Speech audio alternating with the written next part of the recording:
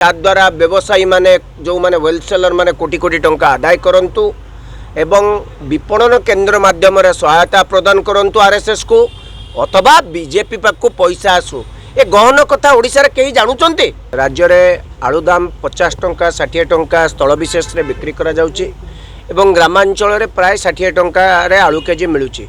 एथि पई अपारग सरकार मोहन माझी सरकार संपूर्ण रूपे दायी। प्रथम कथा ये सरकार गोटे दिनर सरकार नुह, ये सरकार जिते बड़े आसिले आसबार आज कि पाखापाखि मासे किछि दिन बीती गला 2 मास पाखापाखि हम बोधे, कारण जून मास 12 तारिख रु जुलाई 12 अगस्ट 12 होगा किछि दिन मात्र 2टा दिन बाकी अच्छे। 2 मास भितर सरकार सामान्य कथा आलू भली गोटे जिनस जहाँ नित्य व्यवहार जिनस तार सप्लाई चेन को ठीक कर पारे ना।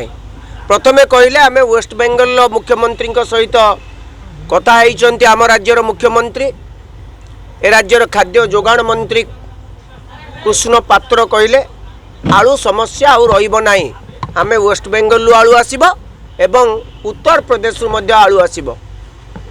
कहिबा परे ओडिशावासी आशा करथिले ए समस्यार संपूर्ण समाधान हैला, किंतु ए समस्या समाधान होबा परिवर्ते आलू दाम जहाँ थिला ताठारु बहुत बढ़ी गला। सरकार निजे खोद खाद्य जोगाण मंत्री कहते बजार आलू दाम 35 टंका, किंतु हाट में आपण मैंने देखुं आलू बजार आलूर दाम हो 50 टंका एवं गाँव 60 टंका अभावी बिक्री रही। एबे ये समस्यार मुख्य कारण कौन?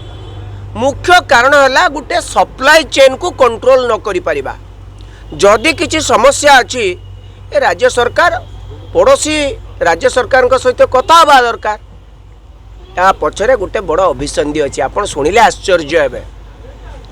आपण आलूर एभली अभावी बिक्री पाई उत्कल विपणन केंद्र माध्यम रे कथा परिचालित होउची। उत्कल विपणन केंद्र होउची आरएसएस रो मुख्य ऑफिस, एटा रसुलगढ़ रे अछि।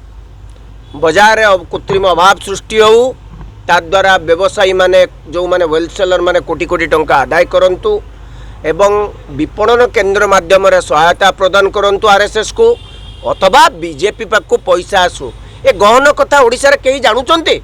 सब व्यवसायी मेंबर कौन से आउ कई मेंबर नुहंती, ये हूँ प्रकृत कथा सत जानिबा दरकार। एभली परिस्थिति पई राज्य सरकार सृष्टि करिसंती, कारण ता द्वारा तांको मोटा अंकर चांदा मिलिबो।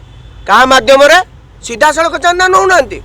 उत्कल विपणन केंद्र गोटे अछि एवं एटा कोउटी अछि रसुलगढ़ भितर अच्छी। आपन जाई देखंतु सेठी कौन होउची, सेठी की काम होउची, को माने सदस्य कौन करूचंती, तांकर काम कौन, एको अनुध्यान करंतु।